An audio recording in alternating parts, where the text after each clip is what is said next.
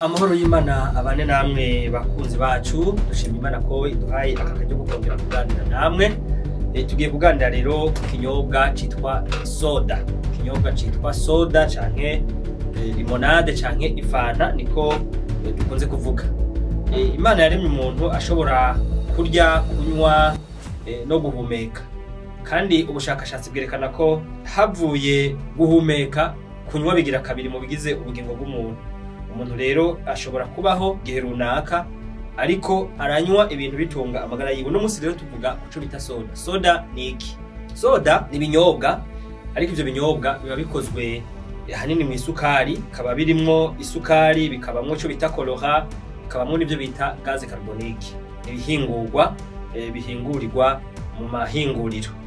Kenshi hari gihe bashiramwo nako bita ama arome kugira ngo bigira ishusho canke bigira akamoto k'icamwa bavyitirira. Ndabaha akarorero, iyo tunyoye fanta ya citron, hari gihe twibaza ko ari citron nyene indimu. Oya, kariya n'akantu baba barashizemo kugira ngo biryohe canke bishushe niyo ndimu. Iyo tunyoye orange niko kuko, n'ibindi byinshi. Ariko ubushakashatsi buvuga iki kubijanye n'ivyo binyobwa? Mbega hoho twebwe abantu tubinywa twobinywa ku rugero ruhe? Byonona iki kubijanye n'amagara yacu kugira ngo bibaye na ngombwa umuntu afate ingingo yo kubihagarika? Mu gitabo citwa Santé par les boissons, umwanditsi wacu yitwa Roger Pamplona yaragize ico bivuga ko nivyo tugiye kurabira hamwe. Yavuze ubwa mbere ko ivyo binyobwa nivyo ngo bishobora gupfutsa umubiri, byo bita rafraîchissement, ariko ngo ntibimara inyota, nta nico byungura amagara y'umuntu. Rutandukanye kumagwa inyota hamwe no gupfutsa umubiri. Iyo umuntu anyoye ikintu gishobora kumupfutsa umubiri ariko ntikimumare inyota. Mu bisanzwe ikintu Imana yageneye umubiri kugira ngo kimumare inyota, kuri kico bita inyota n'ubusobanuro bwayo ni amazi. Ibyo binyobwa rero bisanzwe bikorwa ahanini hifashishijwe isukari ya indi yanogejwe cyane, iyo bita sucre raffiné, bigakorwa kandi hifashishijwe ibyo bita colorant n'ibyo bita gaz carbonique. Bisanzwe kuba bikunda, kuba binywa cyane, bakanywa byinshi kandi bagabihorera canke bakama babinywa, bitera zino ndwara zikurikira. Bivugwa ko iyo umuntu akunda kunywa soda ashobora kurwara igisukari, diabete. Iyo umuntu anywa soda ashobora kurwara ibyo bita obesite, umubyibuho w'ikirenga. Iyo umuntu anywa soda ashobora kurwara indwara zitandukanye z'amafyigo, na cyane ngo ku bantu bakunda kunywa Coca-Cola. Ico cari ca gatatu. Igira kane bavuga ko bigabanya ibyo bita densité minérale osseuse. No kuvuga ngo mu magufa yacu harimo ivyunyunyu bibiri bikuru. Harimo calcium, harimo na phosphore, nubwo harimo n'ibindi. Ariko iyo umuntu ngwanywa cyane izo soda akazinywa kenshi, akazinywa inshuro nyinshi, akanwa n'urugero rurenze rwazo, azosanga mu nyuma yagize ibyo bita basse densité minérale osseuse. Amagufa yiwe ubushobozi bwo gukomera bwaragabanutse kubera calcium na phosphore byagiye bimagwa no kunywa ibyo bita soda. Ico nikigira kane. Gatanu, berekana ko ibinyobwa bya soda bishobora gutera ico bita osteoporose, no kuvuga za ndwara z'amagufa.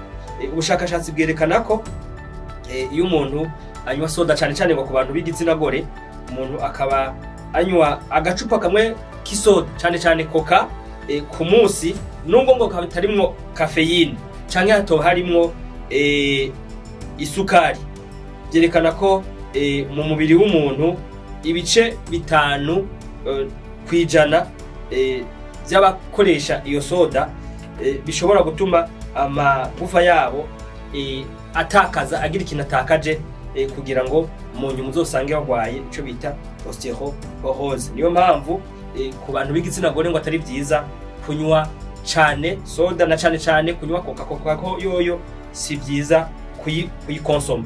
Muri ico gitabo nyene barabandanya berekana ko iyo umuntu anywa agakanete gato kama mililitiro 330 karimo isukari, no kuvuga gapuwate gato cyangwa gacupa gato ya kasoda ariko karimo isukari, berekana ko iyo ukanywa ku munsi ibyo bita telomere Telomere ni kuvuga ni chromosome zifitanye isano no kuramba k'umuntu. Nubwo bigoye gusobanura ibintu byose mu kirundi cyumvikana, ibyo bita chromosome n'uburyo twubatswe mu mubiri bituma umuntu ashobora kubaho. Uko kuntu rero twubatswe ibyo bita telomere ngo biragabanuka cyane ku buryo usanga umuntu yagiye iyo ku munsi afata ako gakanete k'amamilitiro 330 ngo uzosanga mu gihe wobayeho hagiye havuye ko imyaka 4 n'amezi 6. Birumvikana ko bitera gusaza umubiri n'amagufa. None umuntu akwiye gukora iki? Ibitabo byerekana ko ari byiza gufata ingingo ugahagarika ico kinyobwa cyane cyane cyitwa coca, ukayihagarika kuyinywa.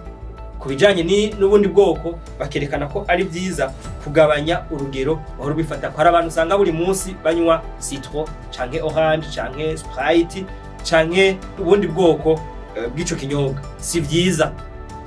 Niyo ukinyoye ni byiza kutarenza agacupa kamwe, kuko isukari irimwo iraba ari nyinshi ku buryo uyinyoye buri munsi kandi ukanywa icupa rirenze rimwe uzosanga mu nyuma wagwaye za ndwara twamaze kudondagura, za diabete, umubyibuho w'ikirenga, indwara z'amafyigo, indwara z'amagufa n'izindi ndwara zitandukanye. Rero ibinyobwa bya soda nubwo bisosa, nubwo ari byo kenshi abantu batanywa inzoga bakunda kwihereza, si byiza kubinwa ku rugero rwinshi, si byiza binwa buri munsi.